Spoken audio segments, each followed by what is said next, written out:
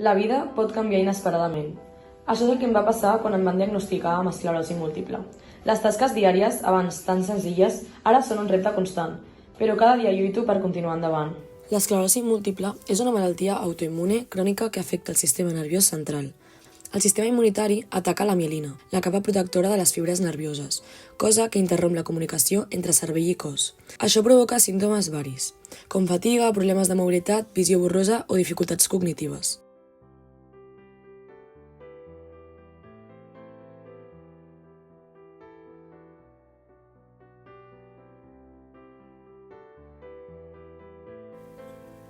La primera fase dels assajos clínics és crucial per garantir la seguretat del tractament. Aquí estudiarem com el cos respon a aquest nou medicament.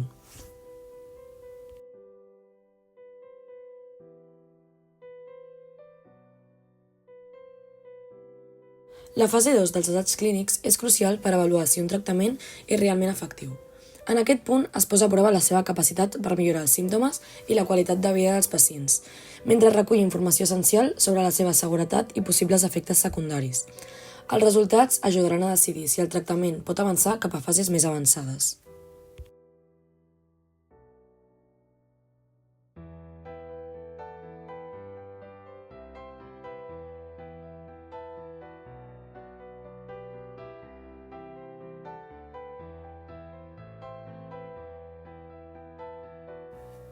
Imagina't que estem amb un grup de persones que participen en un estudi. Alguns dels participants reben la medicació real, que conté el principi actiu que s'està investigant, mentre que d'altres reben un placebo. Un placebo és una substància o un tractament que no té un efecte actiu en l'organisme, però que s'administra com si el tingués.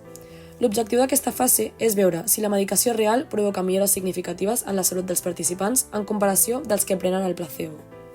És important que ni els participants ni els investigadors sàpiguen qui està prenent la medicació i qui està prenent el placebo, per així evitar que les expectatives o influències externes influeixin en els resultats, garantint així una anàlisi més objectiva i fiable. Aquest tipus de metodologia, on ambdues parts desconeixen aquesta informació, es coneix com a doble cec i és una eina clau en la investigació científica per assegurar la validesa dels resultats. Aquest és el moment on es busca un canvi real en la vida dels pacients. És aquí on veiem els primers resultats prometedors.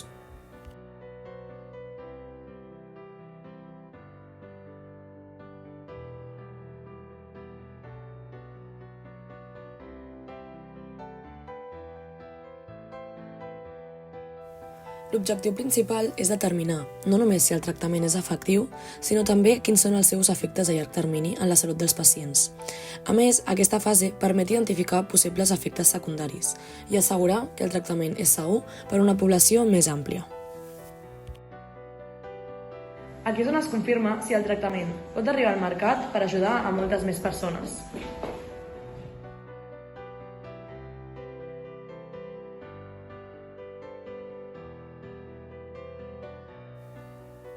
En la fase 4 dels assaigs clínics, el medicament ja està aprovat i disponible al mercat per al seu ús general. I què tal, Anna? Et veiem molt més feliç des que vas acabar els assaig clínics. Estic supercontenta, sento que estic contribuint per un món millor. El assaig clínic és més que una investigació, és una porta a l'esperança. Gràcies a tots els que hi formen part.